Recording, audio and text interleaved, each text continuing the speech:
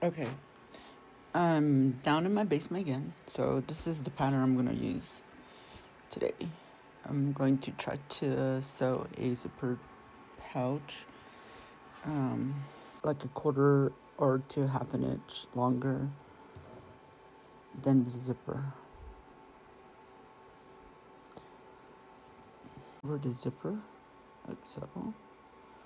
And then I'm gonna pin it because I'm gonna sew here. The zipper to the fabric. And I don't have like the clamps that people are using these days now. So I'm just using my old school pins.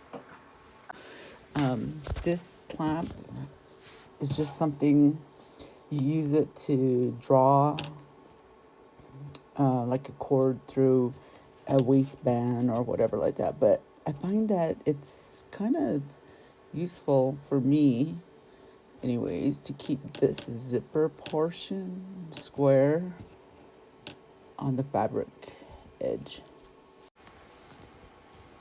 Okay, now I'm changing my thread out because the other one I was using a red for my other zipper, but since this zipper is kind of bluish turquoise, I figure I'll use this.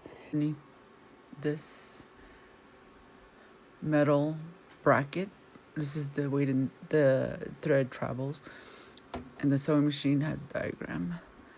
Goes down into the slot, comes down here, comes back up, and there's a slot here, and it helps it to travel down. This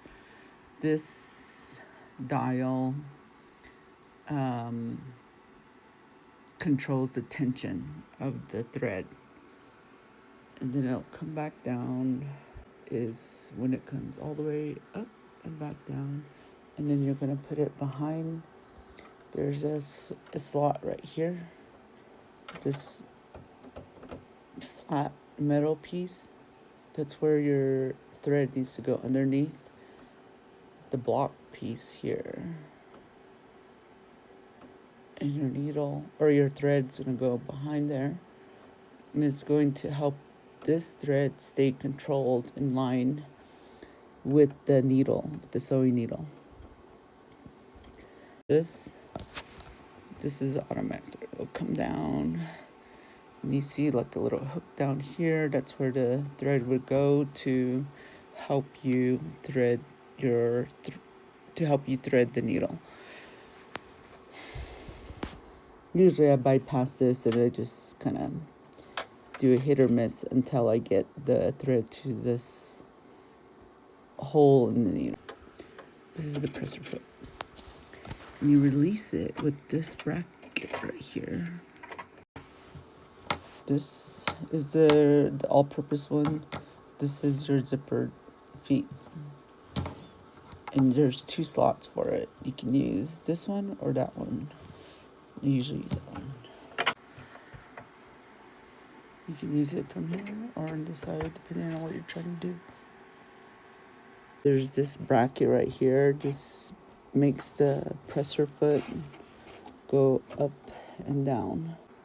But I want to make sure it clears the presser foot, so this is where I'm gonna do that. And after I feel like it's good, it's a good setup, I'm gonna bring that down.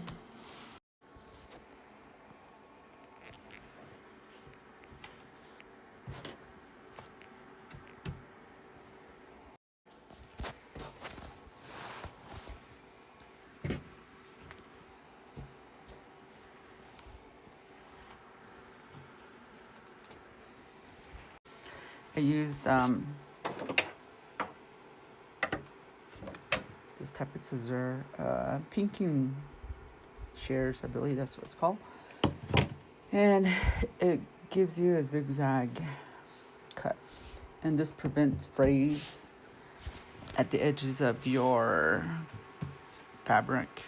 But I've done all of the sewing that I need to do right now, but I leave an opening here, and you'll see another tutorial. They leave an opening there. You can see where I've locked in some of where I backstitch back stitching is locking in the sew points. And I'm gonna put this inside out. So I am almost done with this zippered pouch. Let's see. This is the last portion I gotta sew right here. And okay, so I finished sewing the last piece. This is the interior of the bag, and basically it's gonna go in. Okay, so this is kind of the final product. Yeah.